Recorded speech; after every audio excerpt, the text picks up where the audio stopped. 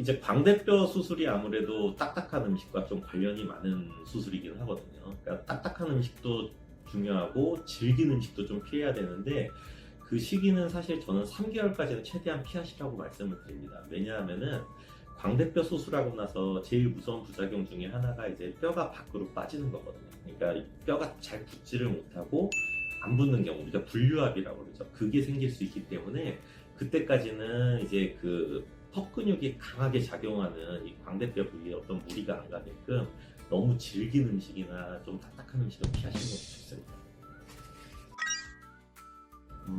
아까도 잠깐 말씀드렸지만 저는 완전한 붓기 빠지고 하는 데까지는 한 1년 말씀드리기는 합니다. 그래서 1년까지는 어떤 좀 아주 작은 붓기 같은 것들도 서서히 빠지는 것들이 그런 기대할 수 있는 것들이 있으니까 1년까지는 좀 기다려 보셔도 될 것 같습니다.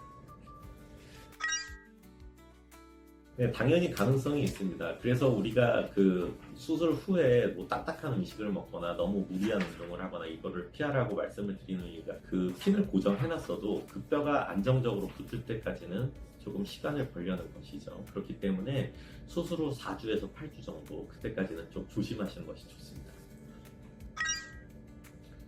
피가 갑자기 많이 난다고 하면은 우리가 턱 수술 같은 경우에는 그 피주머니로 직접 눈으로 보일 거고요. 그리고 그게 아니더라도 갑자기 너무 많이 붓는다든지 뭔가 빵빵해지는 느낌을 환자분이 갖는다면 그건 꼭 병원에 바로 연락을 하셔가지고 알려주셔야 되고 만약에 입원해 있는 경우라면 의료진이 당연히 먼저 체크를 하게 되겠죠. 뭐 당연히 저는 전신마취로 하고 있고요. 대부분의 의사들이 보통의 경우에 당연히 전신마취로 한다고 생각을 합니다. 근데 수술 방법에 따라서는 수면 마취로 할 수 있다, 좀 작게 하는 방법들은 그렇게 하시는 선생님들도 있는 것 같은데 안전을 위해서는 전신마취를 권합니다. 사실 특별히 본인이 예방할 수 있는 방법이라는 거는 없을 것 같고요. 이제 관련된 관리를 좀 해야 되겠죠. 그래서 수술 후에 울세라 또는 리프테라, 슈링크 이런 하이프 계열 레이저들이 있잖아요. 그래서 리프팅 관련 레이저들로 관리하는 것도 하나의 방법이고요.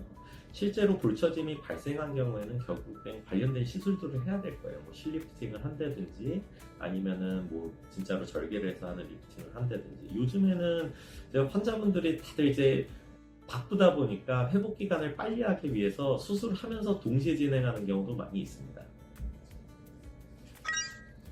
아까 말씀드렸지만 멍 같은 경우는 보통의 경우에 2주 안에 없어지는 것 같고요. 큰 붓기나 이런 것들도 보통은 2주 안에는 어느 정도 사라지는 것 같습니다. 하지만 이제 작은 붓기 같은 경우는 한 1년까지는 지속될 수 있기 때문에 얼굴의 모양이 완전히 윤곽이 드러나고 수술의 효과가 완벽하게 좀 좋아 보이고 이런 데까지는 저는 한 1년 정도 말씀드립니다.